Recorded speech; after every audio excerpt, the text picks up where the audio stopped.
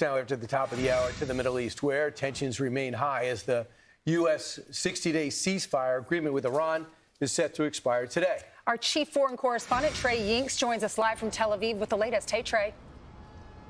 Yeah, hey guys, good morning. Today, the memorandum of understanding between the United States and Iran expires, and reports indicate very little progress toward a diplomatic solution that would reopen the Strait of Hormuz. International shipping data indicated only 5 cargo ships passed through the strait on Saturday and none on Sunday. This is due to Iran continuing attacks on vessels. A bulk carrier reported being hit by an unknown projectile on Saturday. A day prior, an Emirati oil vessel was also targeted. President Trump said this about the critical waterway on Friday.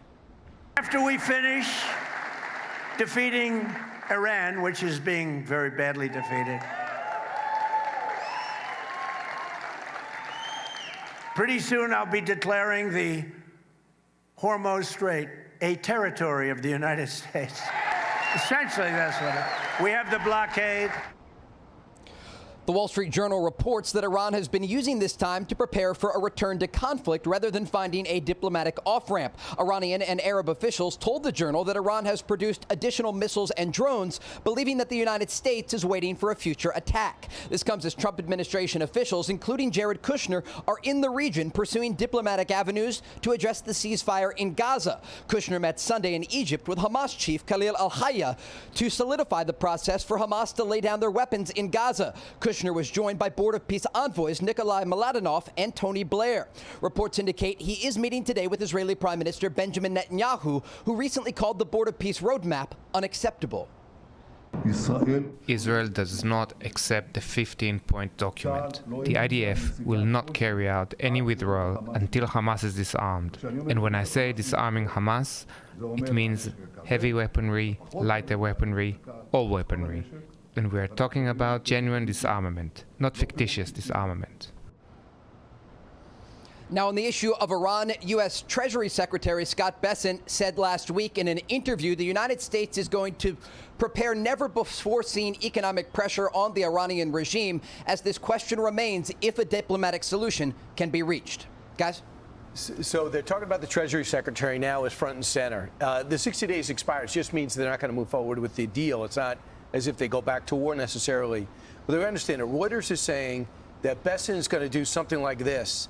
He's going to hit tougher secondary sanctions on Chinese refiners and banks, aviation restrictions, and further action against entities helping Iran move oil or money. So they're going to go through those dark fleets and make it even tougher for them to make even illicit funds.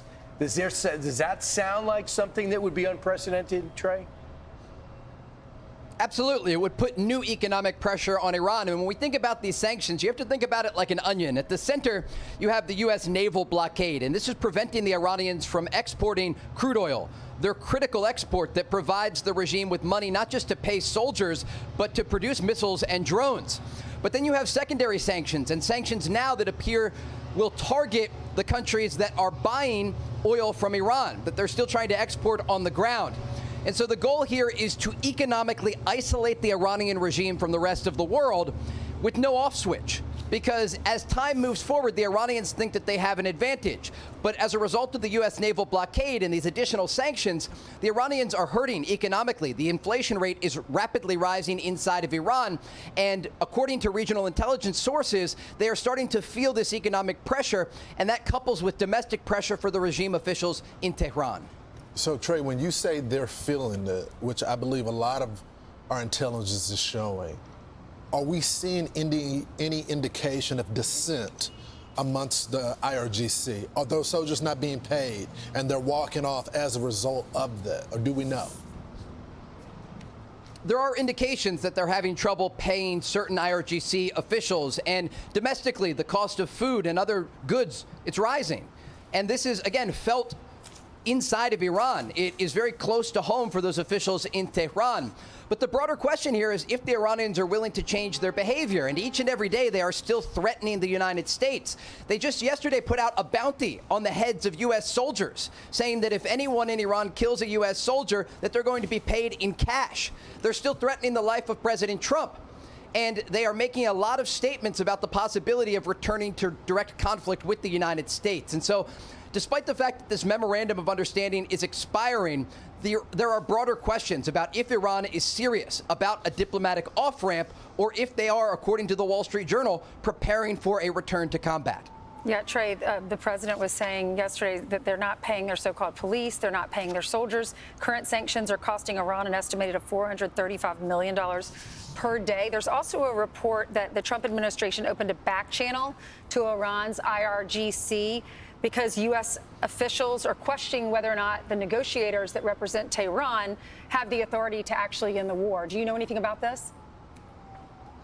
Yeah, those reports indicate that the Trump administration was able to develop a back channel with IRGC officials using the Kurdish president Barzani in Erbil, and that ultimately he was able to usher messages to IRGC officials who previously weren't in direct communication with the administration. This is not surprising because President Trump has done something that other presidents were not able to do, and that is create a back channel with Iran, not just with the IRGC officials, but with many of these negotiators, including Mohammad Ghalibaf, the country's parliament speaker, and Abbas Araghchi. They don't have to wait to come to a physical negotiating table mediated by Qatar or Pakistan. They can deliver direct messages. And when we interviewed President Trump at the White House last month, I asked him at that moment, when was the last time that you spoke with an Iranian official? And he said, my team spoke with them an hour ago.